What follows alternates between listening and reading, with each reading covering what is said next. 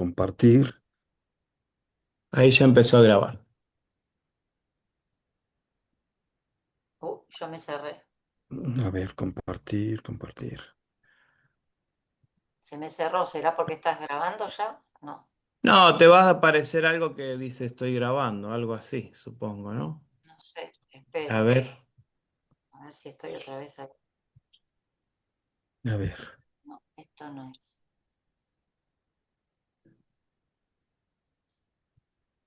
a ver, voy a poner transmisión en vivo en... No, esto no. vamos a ver, vamos a ver. Ah,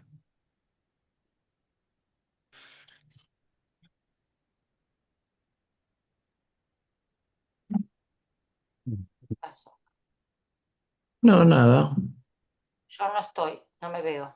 A Sí, ver. está todo normal. Te vemos Ahora sí, espera que perfecto. saco esto. No sé por qué me apareció. sí, nada más voy a hacer la prueba de compartir.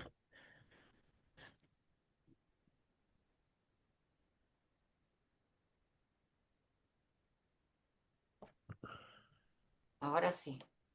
Bueno, ahí les va a aparecer. Hay 18 en espera. De acuerdo. Y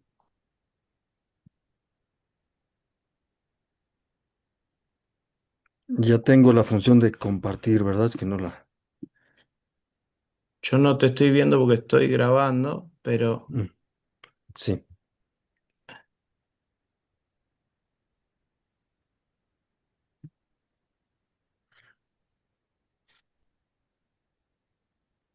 a ver, un segundito.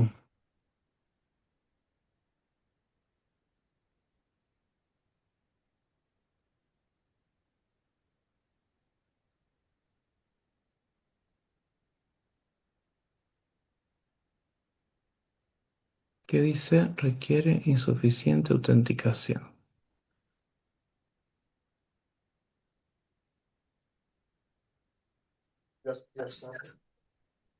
¿Ya está?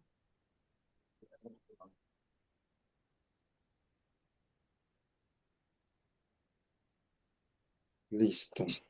Permiso. ¿Me ven? Sí. A ver, quito video. Un momentito, a ver. ¿Dónde es? ¿Está? Ya no te ven. Ahorita.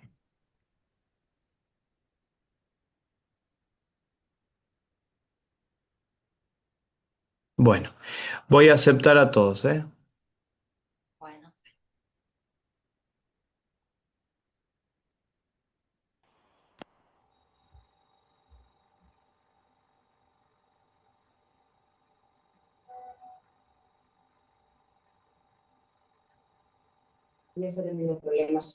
Buenos días. Hola, buenos días. Buenos Buenos días. días, Hola, Etendiva, hola, no, buenos ve, días. buenas ¿Qué tal? noches. hola, buenos Buen días. Buenas día. noches. Hola. Hola, Hola, hola, Ode, buenos buenas días, ¿cómo noches. están? Buenas noches. hola, ¿qué tal? Bueno, buenos días aquí en México.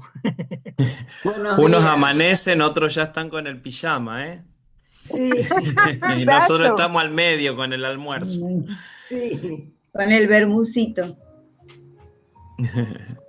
Yo me acabo de caer de la cama. Dice.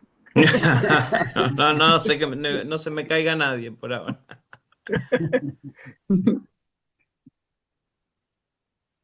Venga, muy bien, chicos. Vamos, Gemita, ahí. Yo tomo bastante full. Veamos. Pasa, Pepe. Vamos, Pepe. Hola. Vamos a escuchar conversaciones ajenas. ¿Cómo están todos?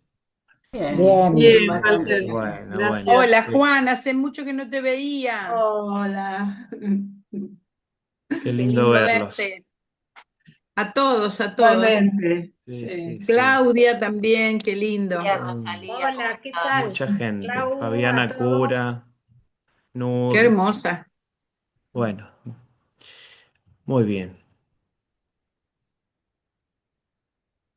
Están agregando algunos más.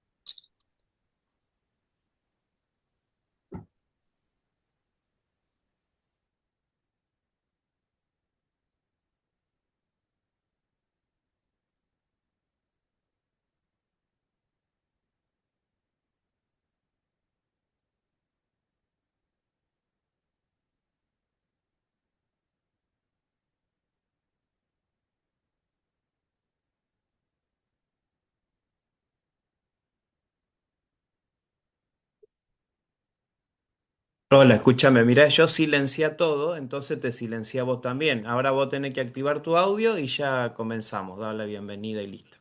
Bueno, gracias.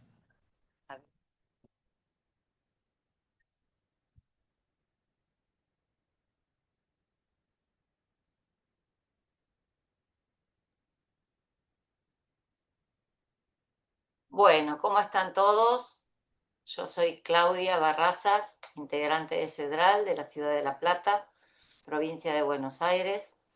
Hoy tengo el gusto de volver a presentar una nueva conferencia del CEDRAL. Les voy a hablar en nombre del CEDRAL, el Centro de Estudios de la Diáspora y la Inmigración Libanesa.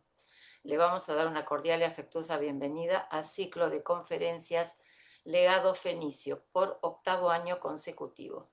Esta actividad es auspiciada por la Embajada del Líbano en Argentina, la misión diplomática de Su Excelencia la embajadora Sonia Abu Azar. Es nuestro segundo encuentro del 2026. Podemos, después que termine el exponente, podemos dejar nuestras preguntas o en el chat al finalizar. En esta oportunidad vamos a disfrutar de la conferencia titulada Ecos de la cultura fenicia, elementos del pensamiento cananeo fenicio de gran impacto en el mundo actual. Ahora les voy a hablar un poquito sobre nuestro expositor, algunos ya lo conocen, es un placer para mí, Sergio, el doctor Sergio Bojalil Parra. El doctor Parra es médico por la Universidad Autónoma Metropolitana, enfocado en educación y comunicación para la salud y el desarrollo humano.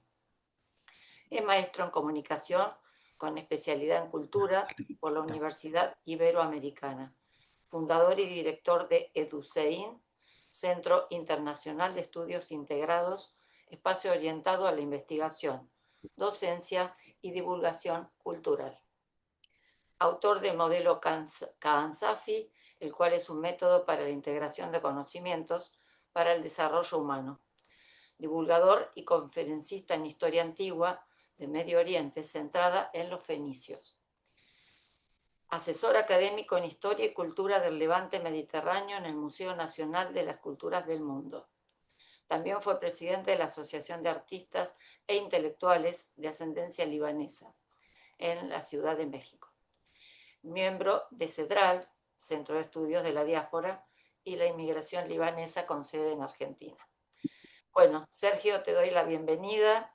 Es un placer para mí con tu conferencia Ecos de la cultura fenicia, elementos del pensamiento cananeo fenicio de gran impacto en el mundo actual. Adelante, Sergio. ¿Qué tal? Muy buenos días, buenas tardes y buenas noches para todos, depende de dónde estemos. Es un gusto estar nuevamente aquí con todos ustedes, todos los amigos, en este tema tan importante que nos atañe a todos. Voy a compartir pantalla,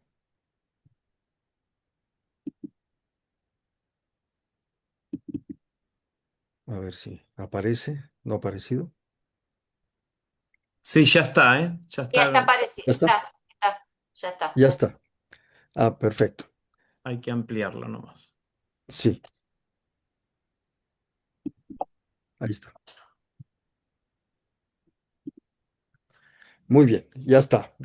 Ya nos estamos viendo, ya está la presentación.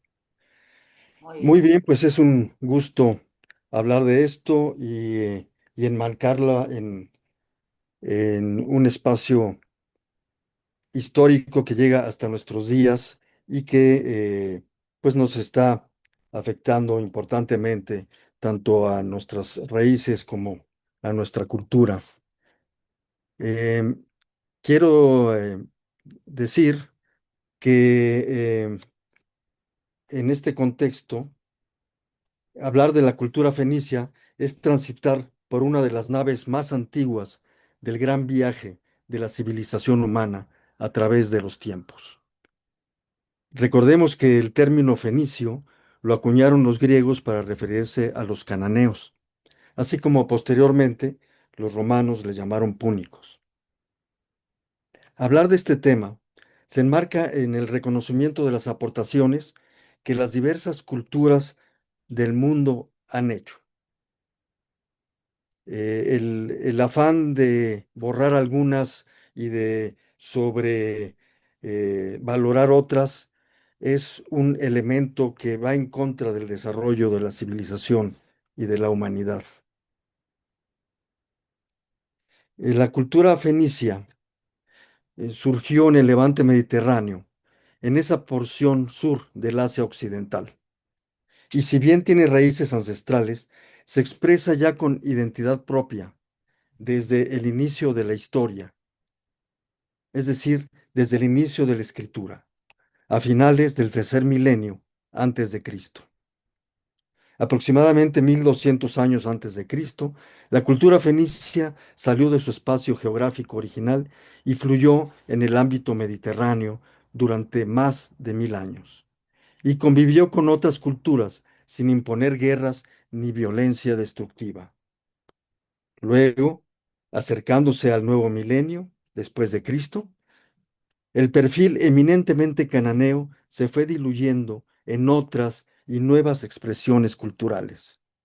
En esa dinámica, la cultura fenicia aportó a Grecia y a Roma, al cristianismo, al judaísmo y al islam, y su eco se escucha hasta los tiempos actuales. Regresemos a este. Bueno, aquí lo importante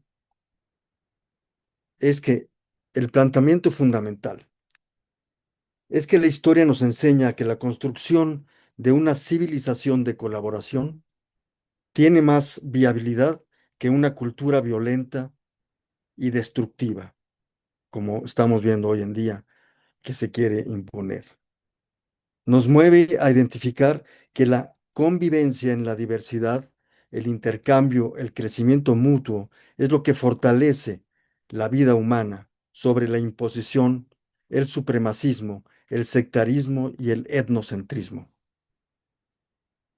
Una minoría violenta y rígida es por definición una anomalía histórica que se consume a sí misma, y entre más violenta es menor su vigencia.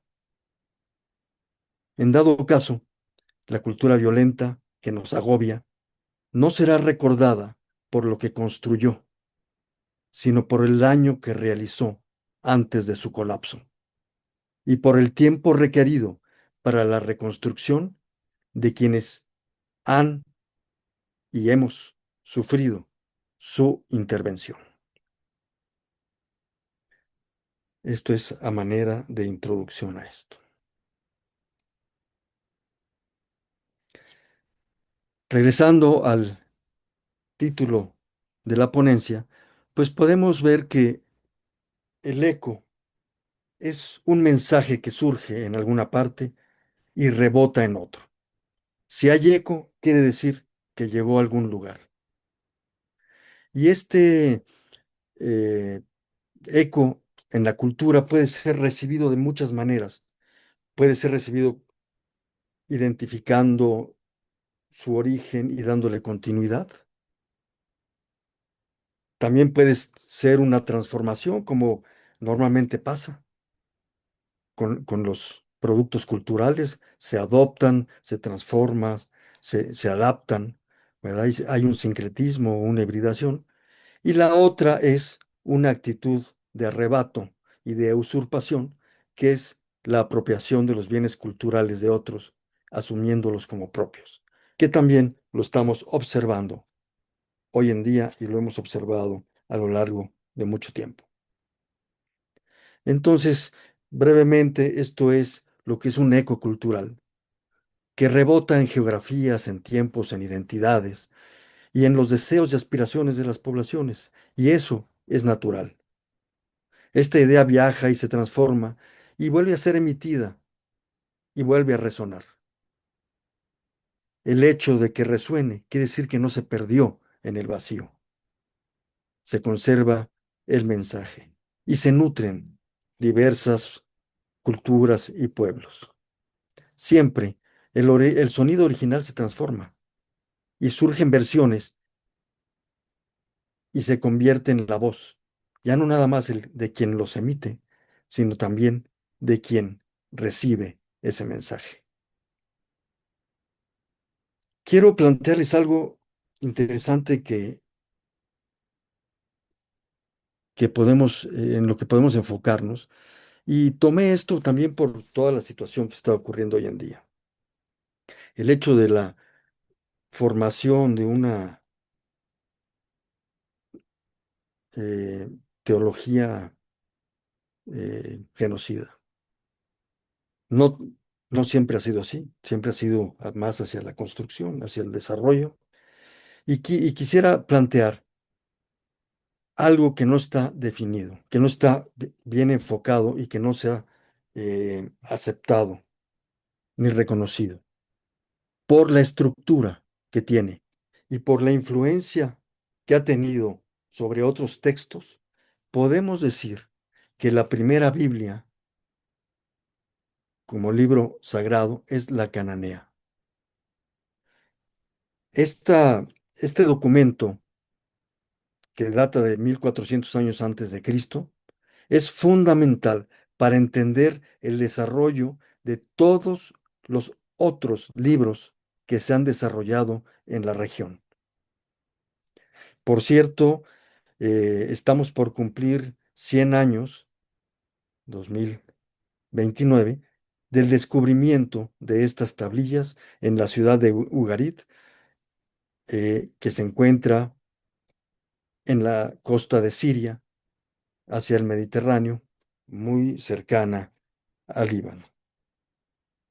Bien, hay que subrayar algo porque la relación entre el pensamiento religioso o esta cosmogonía con la política siempre ha sido muy importante. Entre 1400 años antes de Cristo y 250 años antes de Cristo, son más de 1000 años, se fueron desarrollando las ideas, y eh, este planteamiento original que surge de los cananeos de describir toda la cosmogonía fue siendo adaptado y fomentó a muchos grupos y culturas. Finalmente, durante el helenismo, se redactó la Septuaginta en la Biblioteca de Alejandría. ¿Quién sigue actualmente la Septuaginta? Los cristianos ortodoxos, y fue redactada en griego. Más adelante, durante la época de Roma y de Bizancio, se escribió la Peshitta en arameo siriaco, que al principio eh, se escribió solo el Antiguo Testamento, y luego ya completa unos años más adelante, el 450 después de Cristo, y lo usan los cristianos orientales, incluyendo los maronitas. Más adelante se escribió el Código Sinaítico en griego, 350 después de Cristo, y lo usan cristianos ortodoxos y denominaciones cristianas. Los cristianos ortodoxos usan la Septuaginta, que es prácticamente solamente el Antiguo Testamento. Por eso el Código Sinaítico lo complementa. Más adelante se escribió la Vulgata en latín, y es la que fundamenta los textos de los católicos romanos. Entonces, vemos que según la identidad cultural se fue creando o se fueron haciendo versiones del texto bíblico. Los cristianos orientales con la Peshitta, los cristianos ortodoxos, Códice Sinaítico y Septuaginta, los católicos romanos con la Vulgata, y se fue desarrollando.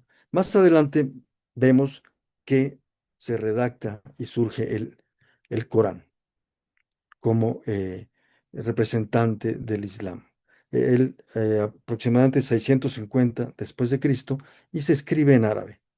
Ya teníamos textos en cananeo, en griego, en siriaco, en latín, ahora en árabe. Y que también retoma elementos que se han ido acumulando y se han ido desarrollando y generando intelectualmente y culturalmente y emocionalmente a través de los años. Más adelante, para el judaísmo, surge o se termina de escribir la Biblia masorética, conocida como la Biblia hebrea. Y está escrito en un hebreo bíblico, una, una recopilación del cananeo con datos y con algunas palabras de persas, ¿no? Y escrito con el, eh, con el alfabeto eh, arameo. Esa es la descripción de, de lo que sería el hebreo. Una base cananea con ideas y palabras persas escrito en arameo. Este lo usa y fue hasta 1008 después de Cristo.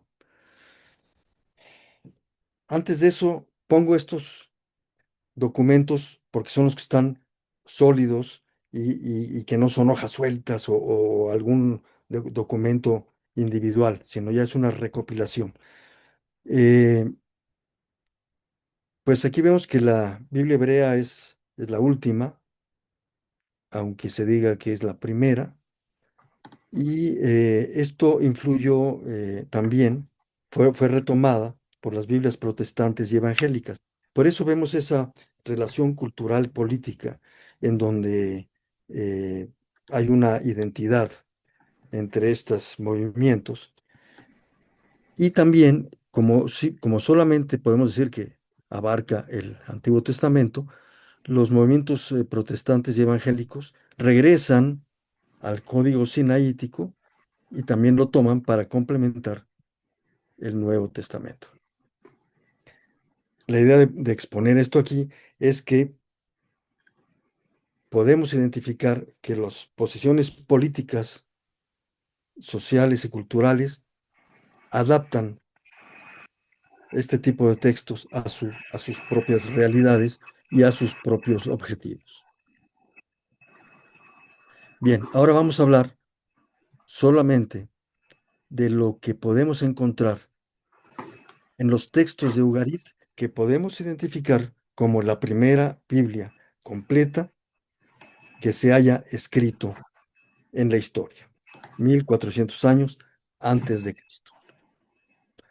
Aquí hay un punto. Lo que voy a exponer aquí son ideas para debatir, ideas para seguir profundizando, investigando y difundiendo,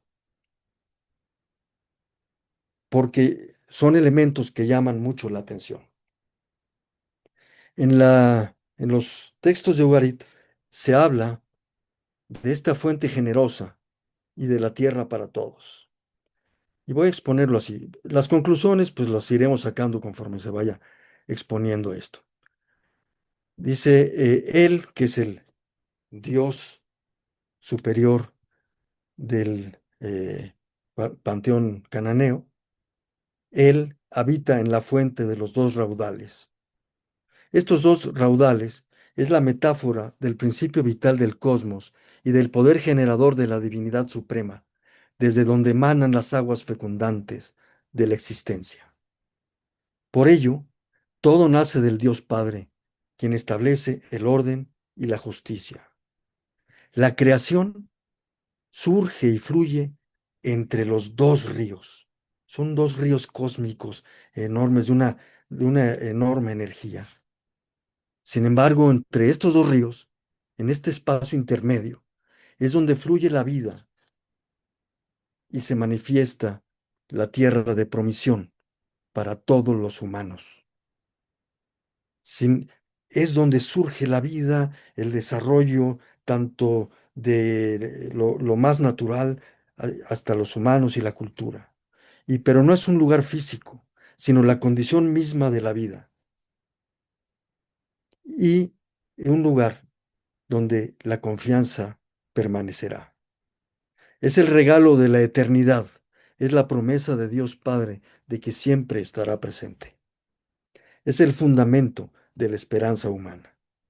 Esto es, tiene que ver con estas fuentes originales que dan origen a todo.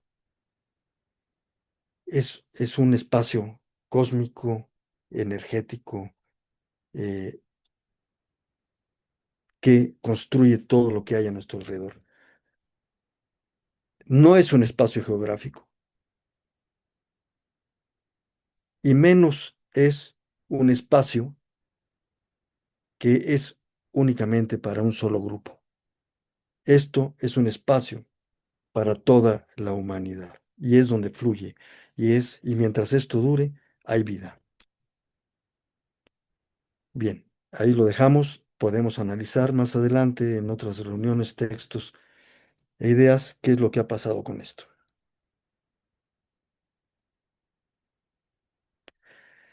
Posiblemente esta idea de delimitar un espacio exclusivo tenga que ver, miren, con algo que tampoco se habla mucho, que es la provincia de Abir Nájar.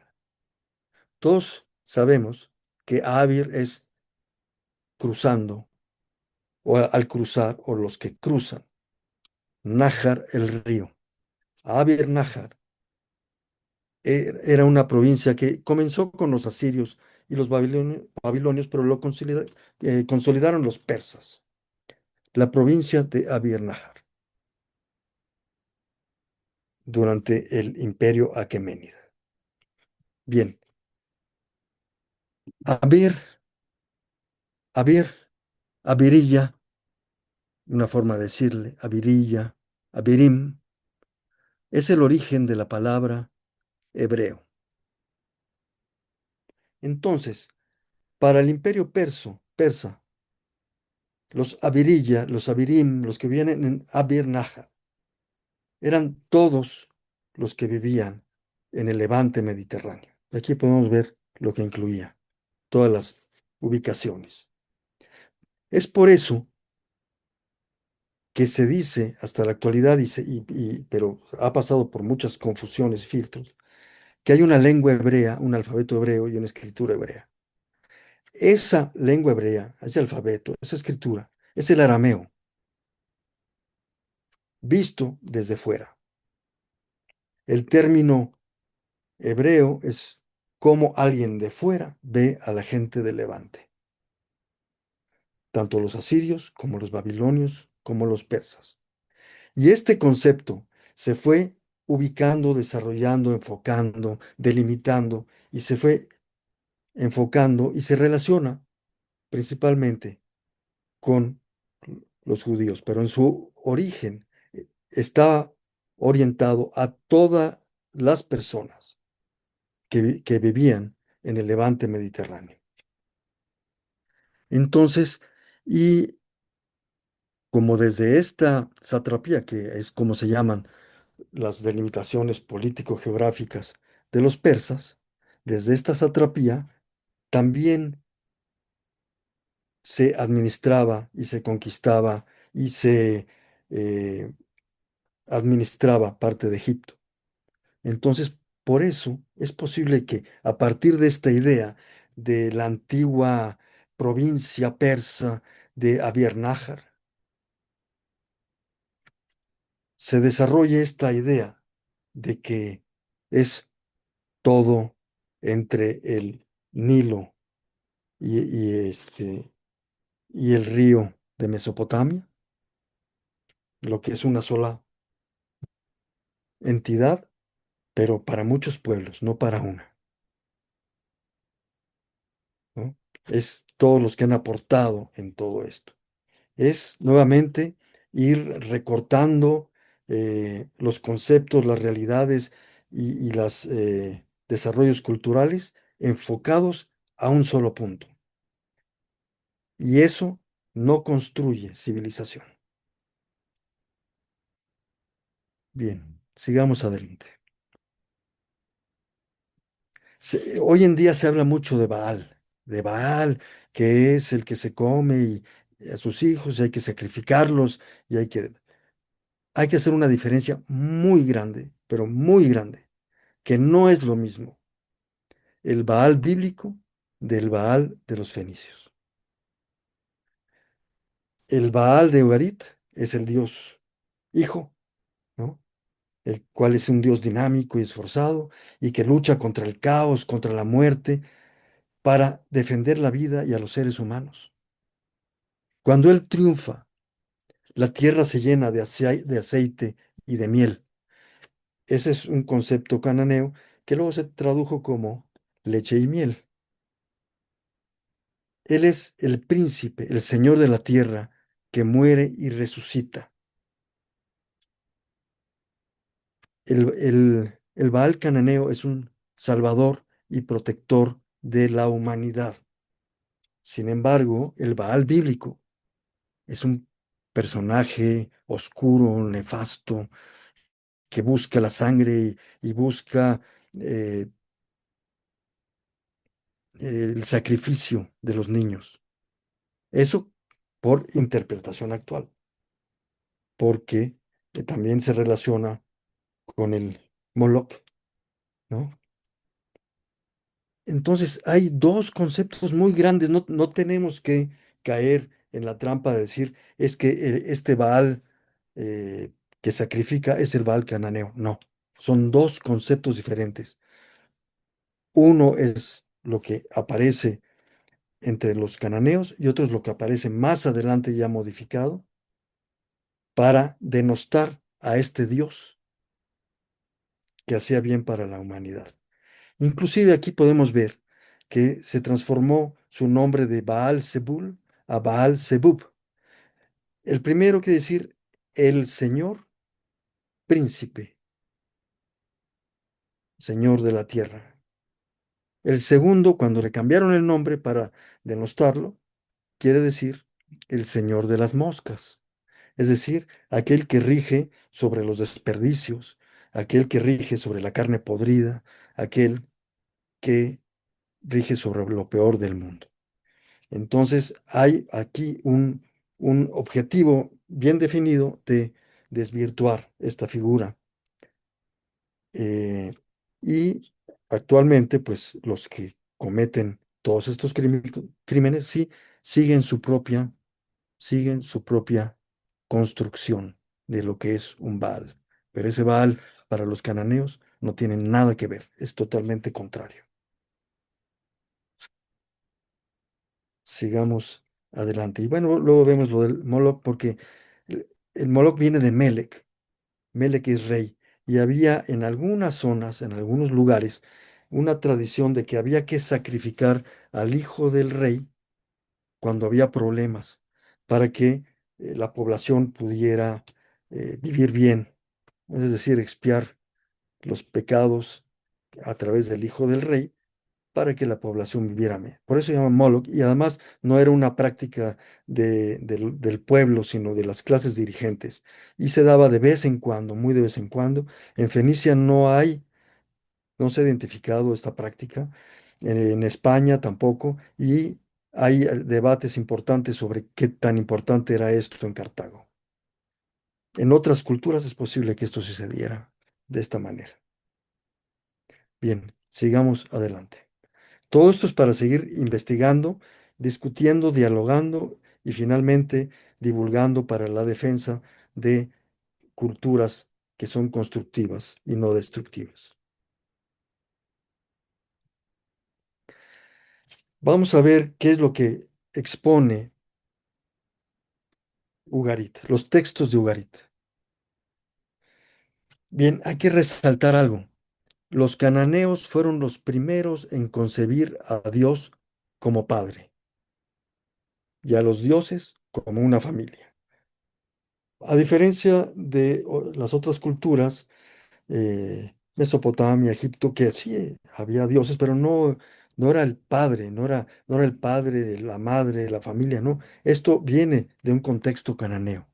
Y esta familia celestial estaba constituida por el Dios Padre, que era él, la diosa madre Asherá, el dios hijo, Baal o Hadad, depende de la región donde se ubique su nombre. Hadad es más arameo y Baal más cananeo. La diosa hija, Anat o Astarte, y entre ellos construían y desarrollaban la vida en el mundo.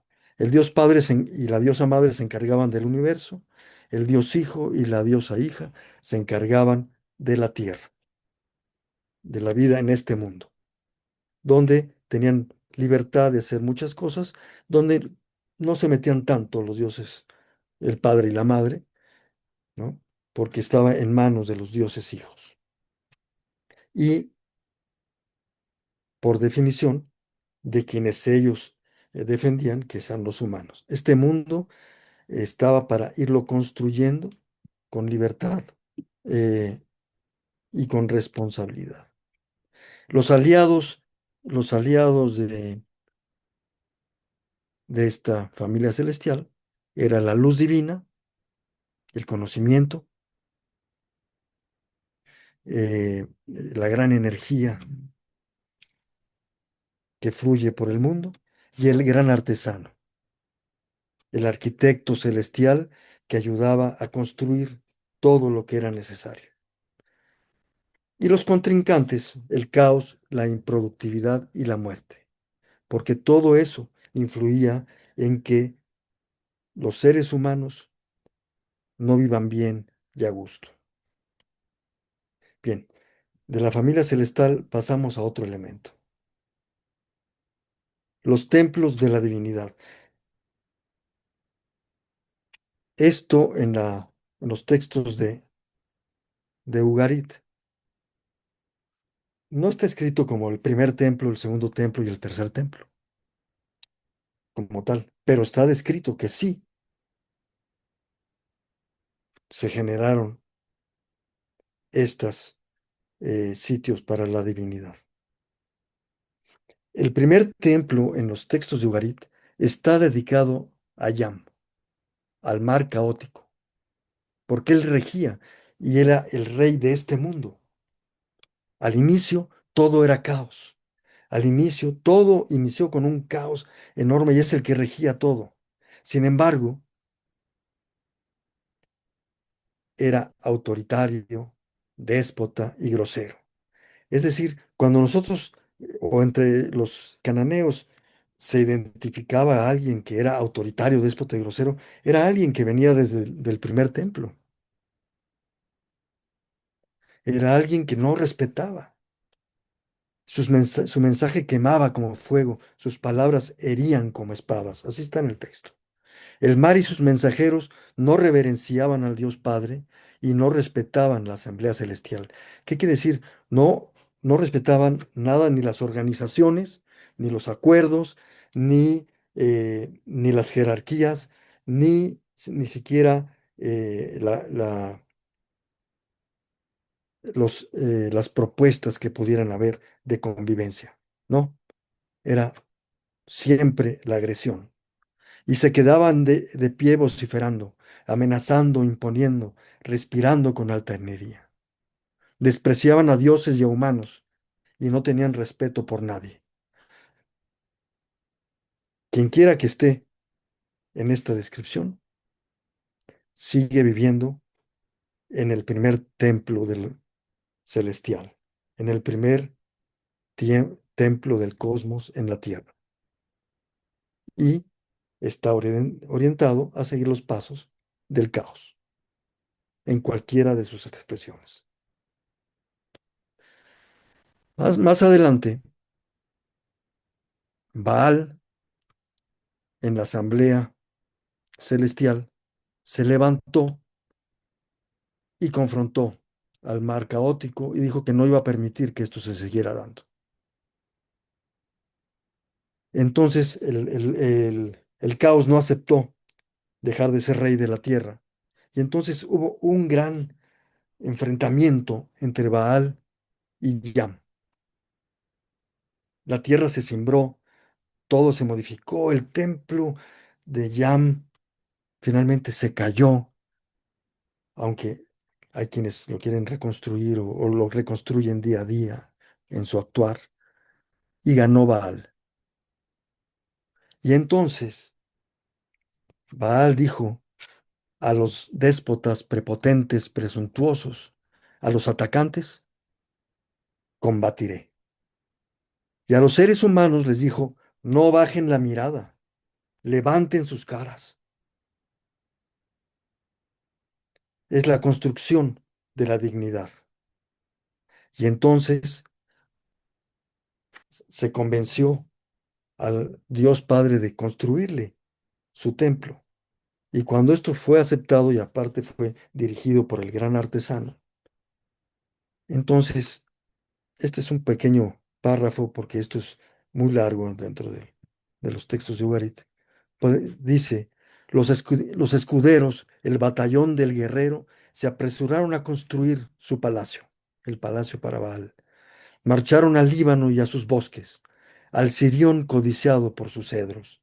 Oh sí, el Líbano y sus cedros, el Sirión codiciado por sus árboles. Vemos la antigüedad de esto y vemos que el Líbano desde esa época ya está perfectamente definido y es parte de del origen de del templo divino de Baal. Líbano y Sirión podemos identificarlos y podemos pensar qué es lo que actualmente identificamos como el Líbano y el Antilíbano. Son las dos grandes cordilleras que fluyen en la región. Líbano, Sirión. Posiblemente de ahí venga el nombre de Siria.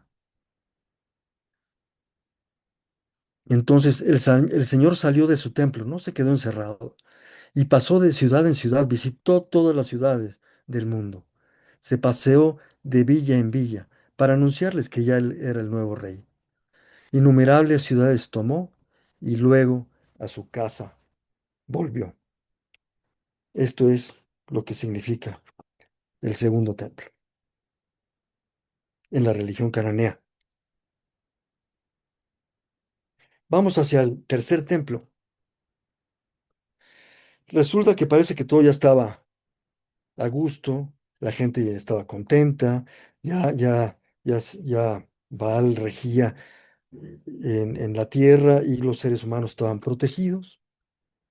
Pero resulta que otra fuerza importante, la muerte, vino y retó al nuevo Dios de la tierra. Y le dijo que él no debía, ella es la que debía gobernar.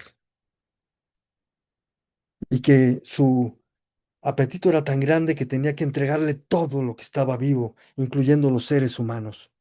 Y entonces la muerte le dijo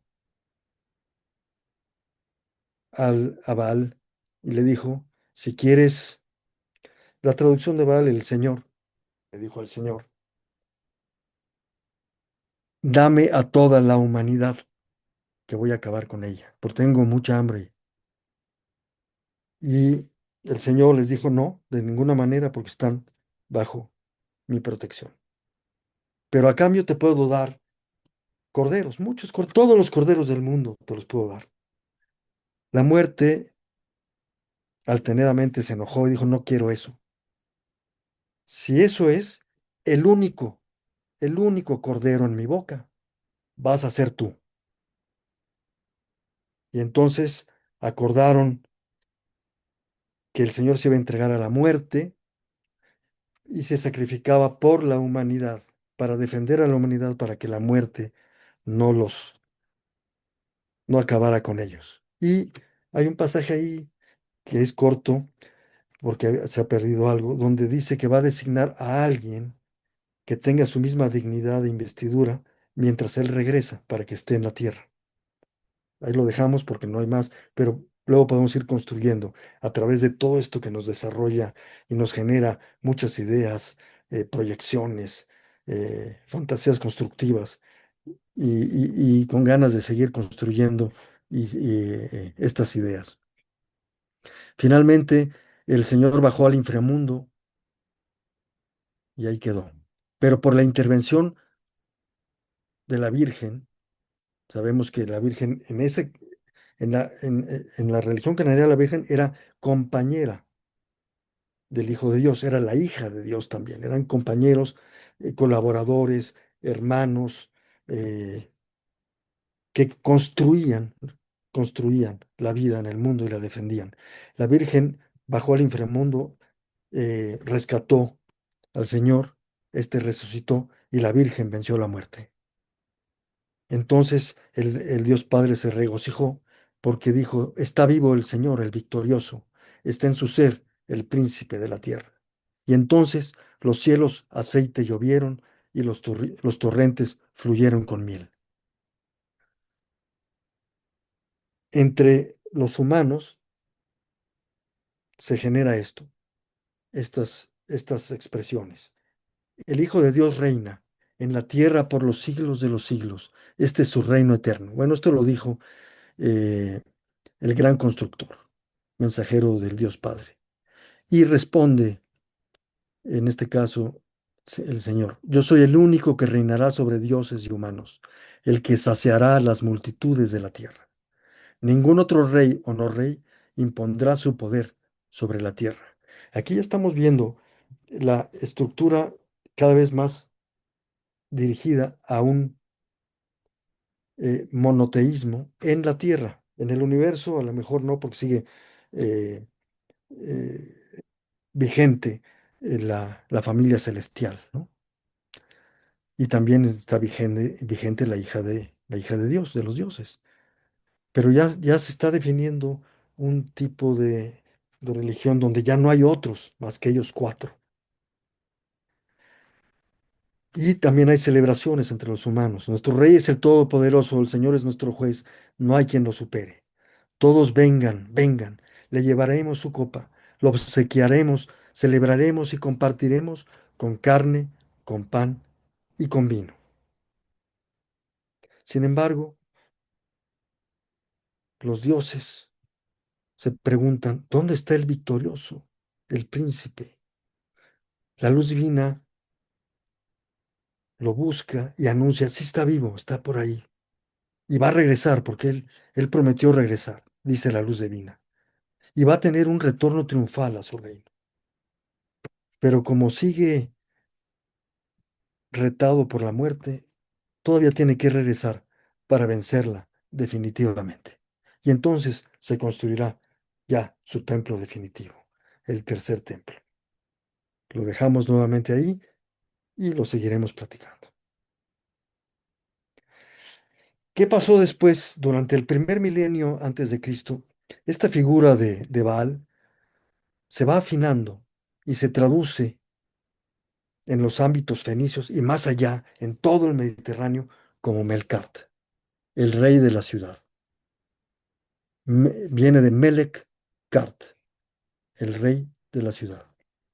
Ya se transforma esto en un Dios más cercano a los seres humanos, ya está muy cercano, ya prácticamente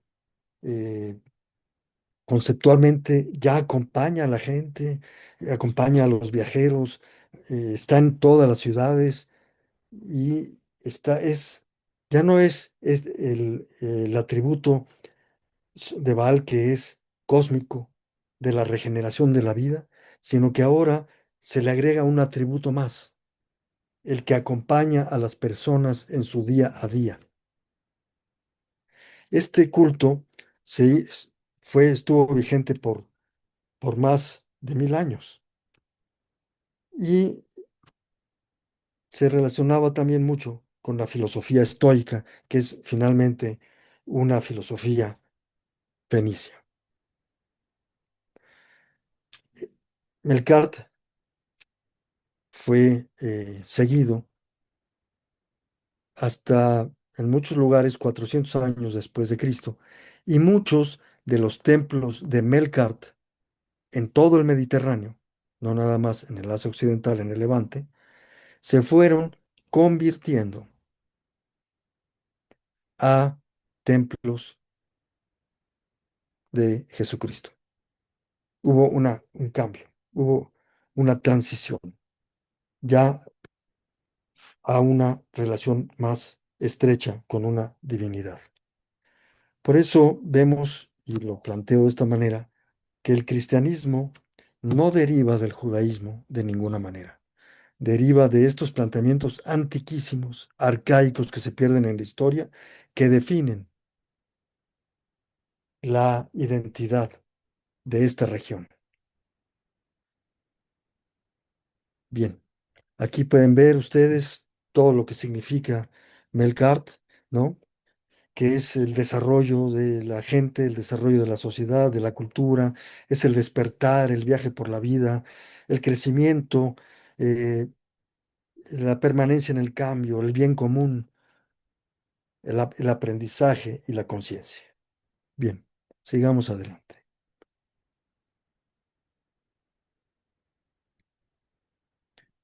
En el Levante hay algunos ecos que persisten. Esta tierra de aceite y miel sigue vigente, aunque está amenazada fuertemente en la actualidad. Está amenazada con intenciones de destrucción y de acabar con todo su legado. Parte del legado de esta área es el legado genético. Se ha visto que el 90% de libaneses y también palestinos y gran parte de los sirios es cananeo, cananeo, arameo. Aquí no ha habido reemplazo y no vino nadie de otros lados en estos pueblos libaneses, palestinos y sirios. Son autóctonos y no hubo un reemplazo de población, sino una transformación cultural a lo largo de milenios. El aceite y la miel sigue fluyendo en la agricultura y en la dieta. Y dentro del lenguaje, aunque la lengua oficial es el árabe, el dialecto levantino está lleno de palabras que vienen del arameo y el cananeo. Este es parte de los ecos que aún persisten, además de toda la parte religiosa que hemos visto y de estructura social. Bien, algunos otros ecos ya hemos visto, es el alfabeto, ¿verdad? El alfabeto que sigue vigente desde esa época y que fue una aportación cananea fenicia en el sentido de que la escritura silábica, que tenía más de 800 signos, se le quitó las vocales, se le quitaron las vocales. Y en lugar de que, como ya lo hemos platicado antes, de que haya signos para ba, be, bi, babu, sa, se, si, so, su, ka, ke, ki, ko, ku, se le quitan las vocales y automáticamente el sistema de escritura se queda con 24 signos que son más manejables. Y es el alfabeto consonántico al cual luego habrá que hacer ciertos acuerdos para pronunciar o agregar las vocales. Esto es muy importante porque la escritura salió del templo, de los templos y de personal especializado y llegó a la población y ya puede llegar. Cualquier persona ya puede escribir algo, puede escribir un poema o puede escribir un insulto, puede escribir una receta de cocina y puede escribir sus ideas.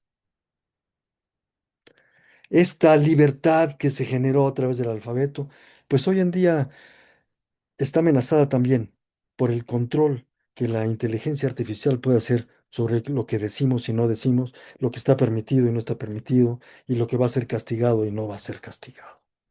Hay que estar muy pendientes de esta delimitación, a esta gran libertad que generó que cada quien pudiera escribir lo que considerara más adecuado, claro, siempre bajo un planteamiento respetuoso y de ética, eso sería lo ideal.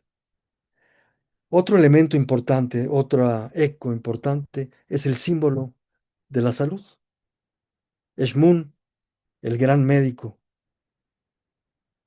y cuyo eh, centro de atención estaba en Sidón, el templo de Eshmun, donde se atendía a, a los enfermos en un ambiente de bosque, de aire limpio, de ríos, donde se curaba a través de las inmersiones en el río o llevó estos grandes depósitos de agua para sanar, ¿no?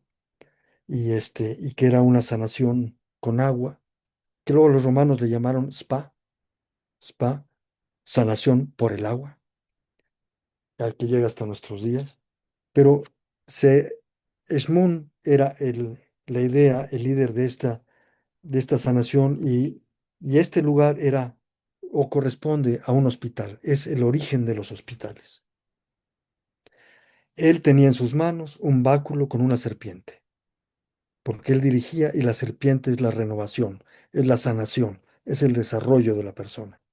Y hasta nuestros días se sigue usando en muchos lados, inclusive en la Organización Mundial de la Salud.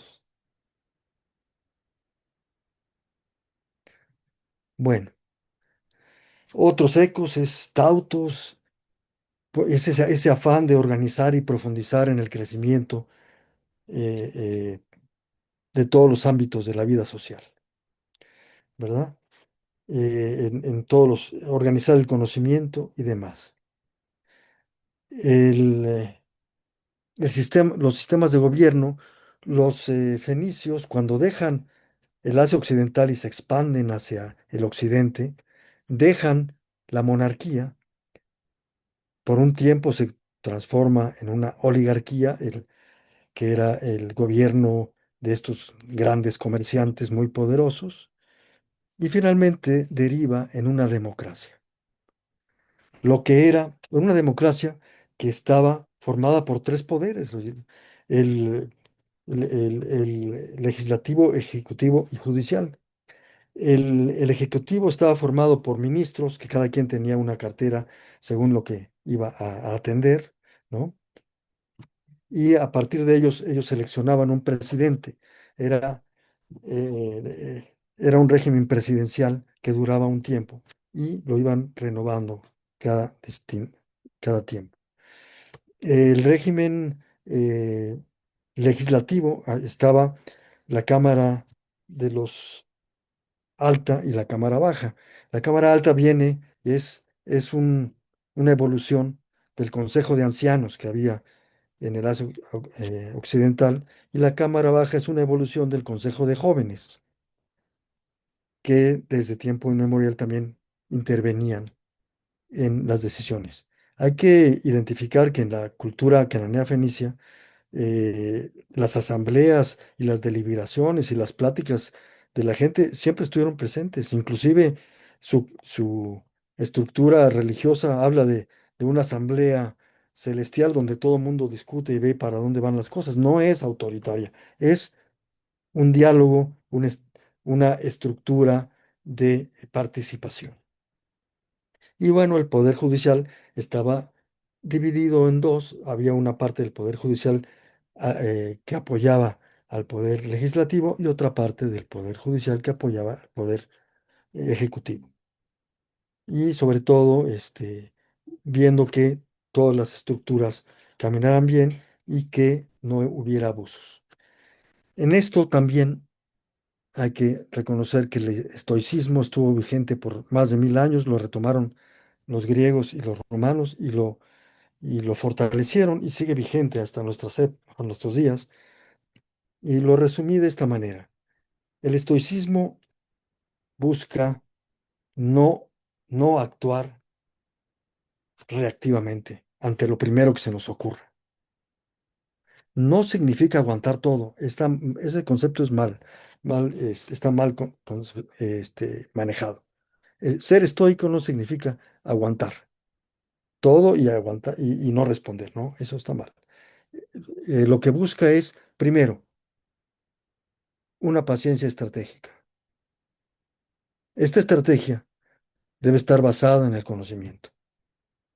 El conocimiento debe estar enmarcado en la ética. Y cuando esto esté estructurado, entonces sí, adelante. Haz lo que tú consideres adecuado. Cualquier cosa pero actúa. Entonces, aquí la idea es, para beneficio propio y de los demás, no actuar reactivamente a la primera ocurrencia que tengamos. Bien, seguimos adelante y con esto terminamos esta presentación y pues esperando que todos estos conceptos los sigamos profundizando, identifiquemos que, que las ideas se van desarrollando con el tiempo y que de ninguna manera, en ningún momento, el conocimiento, el desarrollo cultural y las ideas son o deben ser pretexto para ir contra la destrucción de otras personas. El conocimiento siempre es parcial, el conocimiento de la historia también es parcial, no se puede eh, generalizar, universalizar una idea que yo la universalizo y la pongo como que sea lo más, la máxima verdad del mundo, ¿no? Y en función de eso hago, deshago sin ninguna responsabilidad. No.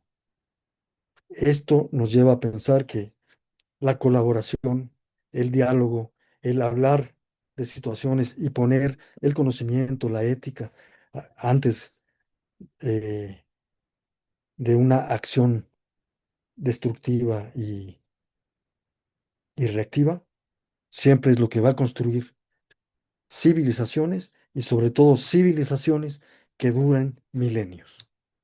Las otras se acaban pronto, aunque en su camino destruyan muchísimo, pero la esperanza es que siempre se puede renacer y reconstruir.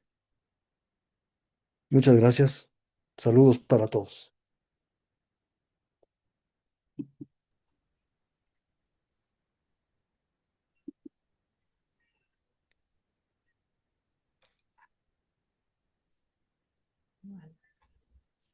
Muchas gracias, Sergio. Gracias a Muy, ustedes. muy buena conferencia. Sí, no sé si tenés unos minutitos para ver si alguien quiere hacer alguna pregunta. Sí, cómo no. Lo voy a mirar en Claro el que sí. chat. Walter, no sé si ves completo porque yo no estoy viendo completo el... Sí, ahí Levanto pregunta la mano, por favor. Alberto si no existe la C en el alfabeto fenicio. Después, No, no existe. Esto se agregó adicionalmente. Todo lo que sonaba K era con la K o la Q, y lo que sonaba S era con el Samet, ¿no? Eh, pero la C, este, la incorporaron los etruscos cuando adoptaron el alfabeto fenicio y de ahí pasó al latín y de ahí a,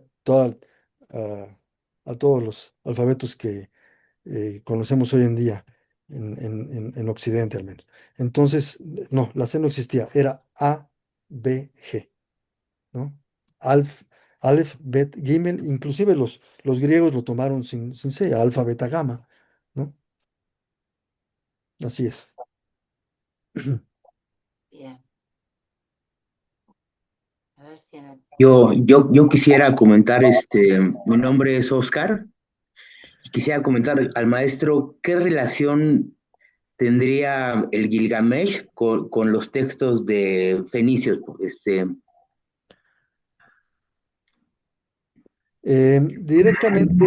Directamente no, porque es o qué más influencia. hacia Mesopotamia. Lo que pasa es que pueden compartir ideas, porque hay hay algo muy importante. Toda esta zona siempre estuvo en contacto una cultura con la otra, una idea con otra. Se visitaban, hacían lo que hoy podríamos decir conferencias, seminarios entre ellos, y conocían lo que los otros pensaban y también tomaban elementos, ¿no? Pero el poema de Gilgamesh es posterior a Ugarit, me parece. Entonces, por ejemplo, Ah, ok. En Ugarit se encontró en la biblioteca de Ugarit 11 sistemas diferentes de escritura. Conocían todo lo que había por la región, ¿sí? Entonces, claro, estos textos están escritos en cananeo, este, cuneiforme, en alfabeto cananeo cuneiforme, no en el lineal que conocemos. Pero sí, esto fue posterior y todo, es una zona que se fertilizaba a sí misma por el intercambio de conocimientos que había Ok, y se tenía perfecto. esa apertura, sí. Gracias. Hola, no sé si me escuchan. Ay, Felipe.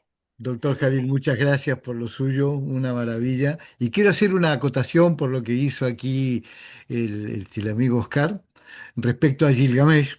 Yo justamente escribí un libro sobre Gilgamesh, pero un libro de poesía inspirado en su figura, pero eso me llevó a previamente hacer toda una investigación con los libros de Richard Graves y otros investigadores muy largo.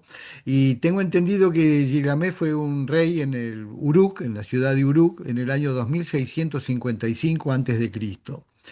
Y esta epopeya de Gilgamesh, que se toma como el primer registro histórico encontrado, fueron 11 tablillas, eran 12, pero la 12 fue apócrifa.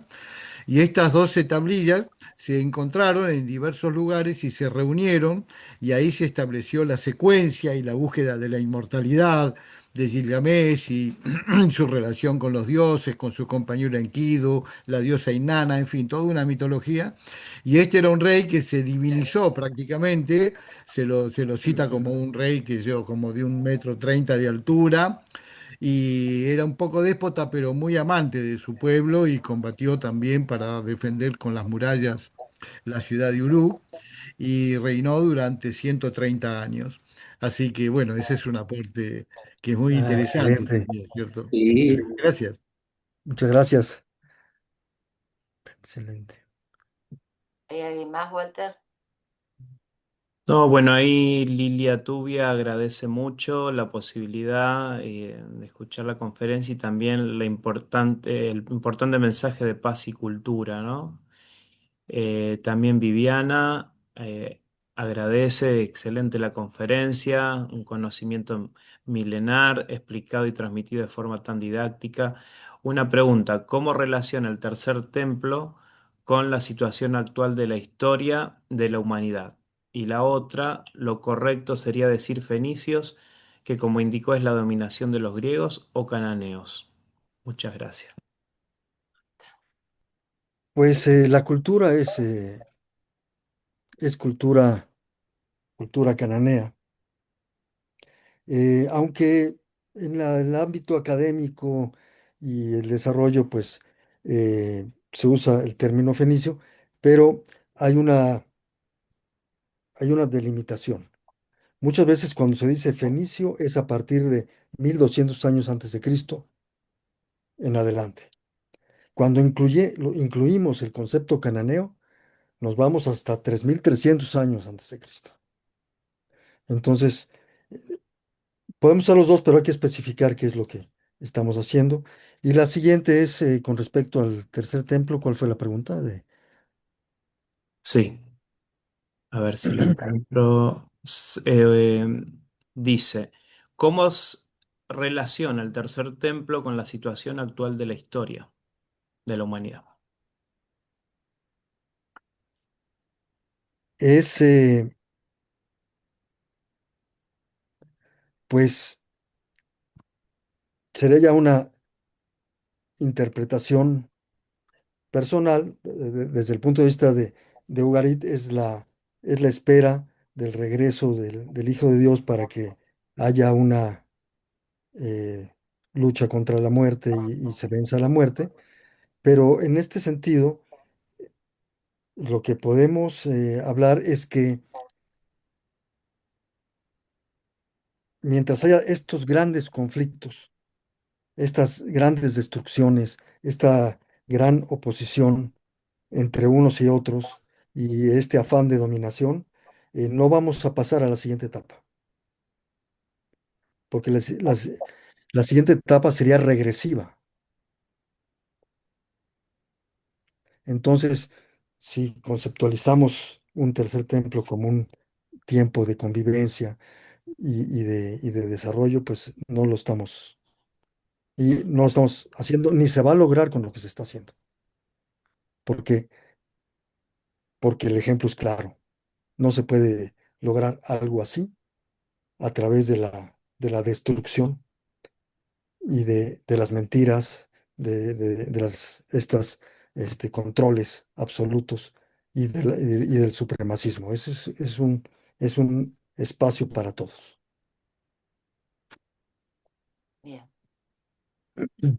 Hay muchos mensajes de agradecimiento, Walter, de felicitaciones. Eh, preguntas, creo que por el chat. No, no sé si alguien tiene la mano levantada, ¿los ves a todos vos? Yo no veo a todos. Sí, sí. Bueno, para ir cerrando entonces, muchísimas gracias, doctor Sergio Bojalil. La verdad que eso es un gusto cuando expone sobre la cosmogonía y todo lo que tiene que ver con la mitología fenicia, este desarrollo tan profundo y demás, nos permite, nos interpela a nosotros en el presente, ¿no? En este 2026 pensar hacia atrás y tener un panorama mucho mayor cuando observamos las diferentes religiones, las diferentes culturas, la diferente interpretación del mundo. Y esto hace que podamos mirar hacia los fenicios y más aún hacia toda la cultura cananea profunda, de cómo hay ecos que Sergio mencionaba muy bien, ¿no? Cómo se replican con nuevas interpretaciones hacia otros rincones, primero a lo mejor en la región del Levante, en una región más ampliada, y llega hasta nuestros días, ¿eh? Porque muchas de las cosas que nosotros pensamos tienen raigambre en estos conceptos primigenios que se analizaron hoy. Así que realmente nos nutre, nos hace pensar, quizás uno a veces piensa que esto es fundante y resulta que tenemos una historia milenaria detrás con un acervo profundo que nos hace pensar. ¿Eh? Y nos hace meditar en esta la importancia, ¿no? De la cultura fenicia como una cultura que posibilitaba la palabra, la construcción, la democracia y cuántos conceptos que van a surgir luego, pero que se veían desde esta base, ¿no? Tan importante en la región de Asia Occidental, el Levante o el Oriente Próximo. Así que muchísimas gracias, Sergio, por traernos a colación estos puntos. Eh, para nosotros eso es un privilegio. Bueno, no sé si alguien más quiere decir algo antes de hacer el cierre definitivo. Agradecerte, Claudia, también por esta No, por favor, un presentación. placer. Un placer. Y bueno, no Muchas sé. gracias a todos ustedes. Un abrazo muy, muy grande. Hay mucha gente de Gracias. México, gracias por conectarse, desde Líbano, desde Colombia, bueno, desde Suiza, allí está Rosario desde Suiza, diferentes ciudades de la República Argentina. Bueno, muchas, pero muchas gracias. En Cedral Libaneses, tanto en Facebook como en Instagram, seguimos publicando. Luego vamos a conformar un grupo sobre cursos específicos y charlas que se van dando. Nos falta otra más sobre la ruta fenicia, más que nada en la parte del Mediterráneo, que va a ser la próxima, así que vamos a ir avisando para que puedan organizar su agenda y acompañarnos como en esta mañana. Agradecemos mucho a la Embajada del Líbano en Argentina, a su excelencia, la embajadora Sonia Bouazzar, y también a las instituciones que nos acompañan, como la Universidad Kennedy, por supuesto el Centro de Estudios que dirige Sergio, así como también el grupo internacional OHAMA, que también coordina la doctora Gita Jurani.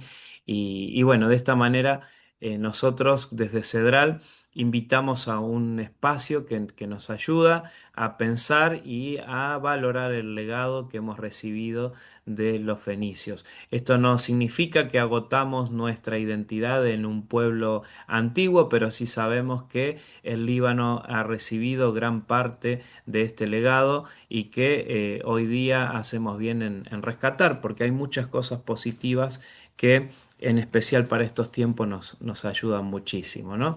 Así que bueno, muchísimas gracias. Ha estado grabada la conferencia, después la vamos a subir a YouTube.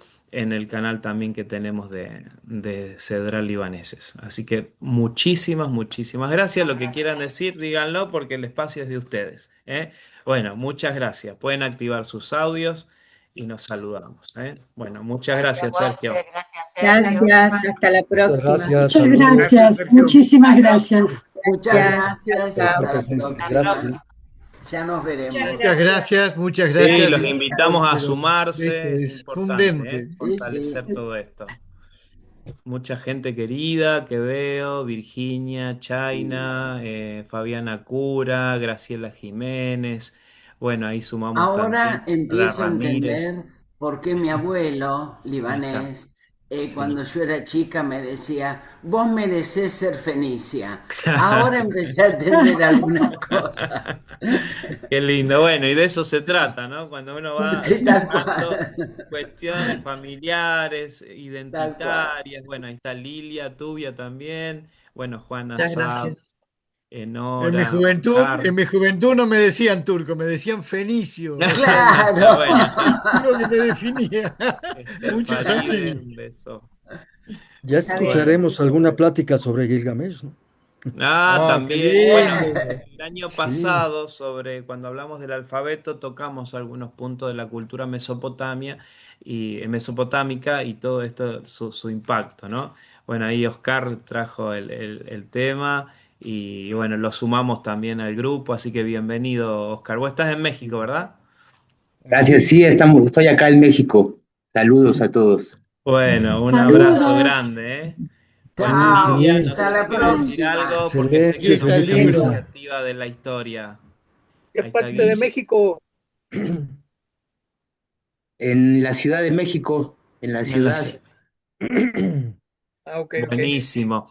Lilia, no sé si querés cerrar, decía de que sos muy apreciativa de la historia y estos ciclos, así que siempre me gusta escuchar y bueno, Bueno, muchísimas gracias de nuevo, porque la verdad vivo en agradecimiento y siento que la única posibilidad de lograr algo desde el pequeñísimo lugar cada uno, es esto, es el conocimiento y la ciencia que permitan cultura que va a permitir paz. No veo otro circuito posible.